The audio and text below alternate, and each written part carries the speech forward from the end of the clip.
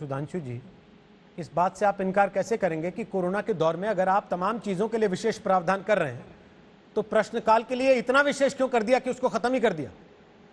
थोड़ी व्यवस्था उसके लिए भी कर देते। जब दो पारियों में आप संसद बैठा रहे हैं तो 1 घंटा प्रश्नकाल का भी निकाल देते कहीं। मान्यवर, आपको पता है ऐसा कभी हुआ है कि संडे को संसद चलेगी? इस समय राष्ट्र के सामने जो चुनौतियां हैं उनको, अच्छा ये बताइए, जब विधेयक आते हैं तो विपक्ष को बोलने का मौका नहीं मिलता क्या? बाकायदा टाइम अलॉटेड होता है और पार्टी की स्ट्रेंथ के हिसाब से अलॉटेड होता है और पार्टी जितना चाहे उतना बोल सकते हैं। यदि सत्ता पक्ष को 3 घंटे मिलेगा तो विपक्ष को 2.5 घंटे, 2.25 घंटे मिलेगा। जितना बोलना हो बोलिए, जितना सरकार को घेरना हो घेरिए। कौन सी समस्या है भाई?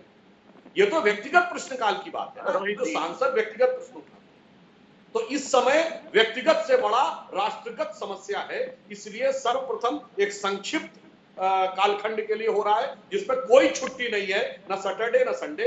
आधे आधे दिन के लिए दोनों हाउस बैठ हैं, यानी व्यवहारिक दृष्टि से 7 हमें वर्किंग डे मिल रहे हैं। और उसके बाद भी यदि ये होता है तो मैंने पूछा ना, आज तक कितने प्रश्न पूछे बताइए? ठीक है, राहुल गांधी जी ने संसद में बताइए पिछले पिछले 16 सालों में। अभय दुबे बोलिए, उसके बाद आशुतोष और अजय आलोक।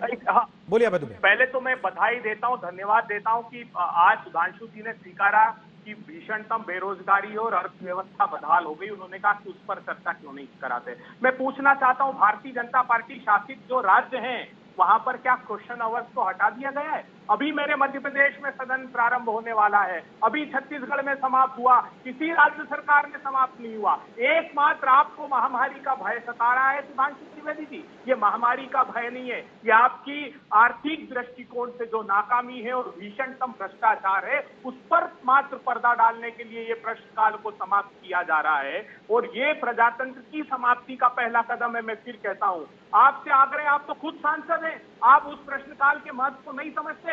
250 प्रश्न लिए जाते हैं रोहित सरदाना जी, जिसमें से 20 प्रश्नों के जवाब देने होते हैं और 230 का उनको लिखित में जवाब देना होता है। आप इसका महत्व तो समझिए। हम कदम दर कदम इस प्रजातंत्र की ओर बढ़ रहे हैं और आपने एक एक कदम बीते 6 साल में प्रजातंत्री व्यवस्था को समाप्त करने के लिए आगे बढ़ाया है। ये देश जब इतिहास लिखा जाएगा तो वो क्षमा नहीं करेगा। आपने ऐसा प्रचलन और ऐसी परिपाटी डालने की दृष्टता आज की है। उन्होंने आपसे एक सवाल पूछा, आपने उसको तो गोली कर दिया। उन्होंने आपसे बड़ा पॉइंटेड सवाल पूछा। आपके नेता ने कितने सवाल पूछे हैं संसद में? देखिए, मैंने कहा आपको कि रोज 250 प्रश्नों के जवाब दिए जाते हैं प्रतिदिन। सुधांशु त्रिवेदी जी, आप सांसद हैं, ये इमटेरियल है कि कौन नेता क्या पूछता है, लेकिन महत्वपूर्ण सवालों के जवाब इस प्रश्नकाल से आए हैं, जिसके कारण भारत को एक प्रशस्त मार्ग मिला है। मैंने एक उदाहरण आपको 3 का दिया था।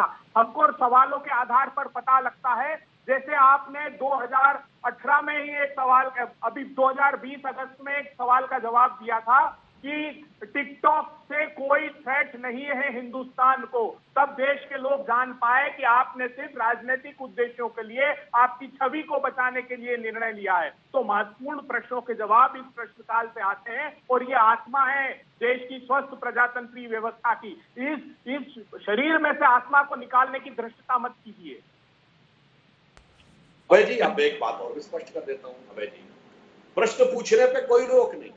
आप भी इतने वरिष्ठ नेता हैं, आपको पता होना चाहिए कोई भी सांसद लिखित में प्रश्न किसी से भी पूछ सकता है और लिखित में उसका उत्तर देने को संबंधित मंत्रालय बाध्य है।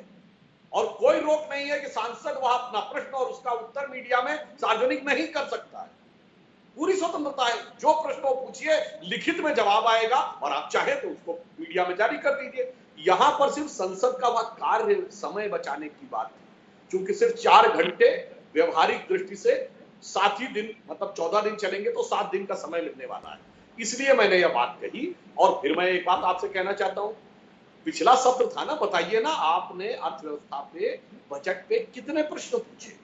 हम पूछना चाहते ना। चलिए, आप अपने नेता का नहीं बताना चाहते, पार्टी का बताइए ना।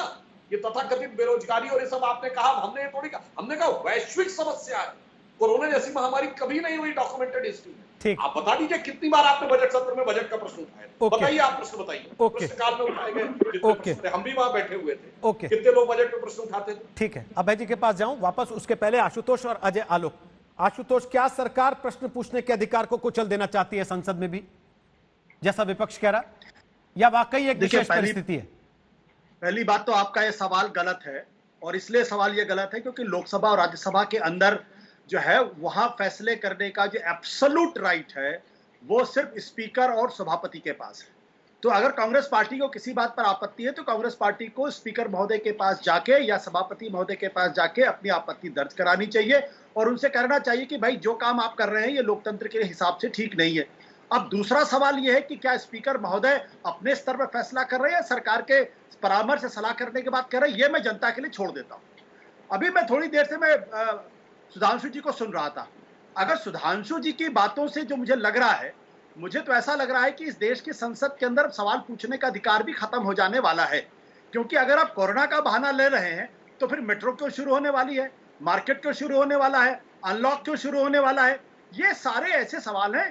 दरअसल दिक्कत आज की तारीख में क्या हो गया है कि अगर आप कुछ भी सवाल पूछो सरकार से, बोले राहुल गांधी ने क्या क्या, क्या राहुल गांधी इस देश की संसद है क्या राहुल गांधी सवाल पूछेंगे तो संसद का रेलेवेंस बना रहेगा, और राहुल गांधी अगर सवाल नहीं पूछेंगे तो संसद का रेलेवेंस खत्म हो जाएगा। अगर बीजेपी और सत्ताधारी पार्टी का एकमात्र लक्ष्य अगर राहुल गांधी है तब तो इस देश के लोकतंत्र का भगवान ही मालिक है। मैं इतनी से बात कह सकता हूं। मैं ये कहना चाहता हूं कि जो 4 घंटे के लिए आपने कहा उसको 5 घंटे के लिए कर देते, कौन सी दिक्कत थी। प्रश्नकाल में दरअसल ऐसे सवाल पूछे जाते, जैसे सवाल ये पूछा जाता कि क्या चीन की सेना भारत के जमीन पर कब्जा किया या कब्जा नहीं किया है, तो इसका जवाब स्पष्ट तौर पर देना पड़ता है इनको, और अगर देना पड़ता तो इनकी दिक्कत हो जाती। तो इस तरीके के कई सारे सवाल हैं। मेरा स्पष्ट तौर पर मानना है कि अभी भी कांग्रेस पार्टी को बजाय मोदी सरकार को घेरने के स्पीकर के पास जाना चाहिए, मजबूती के साथ अपनी बात रखना चाहिए।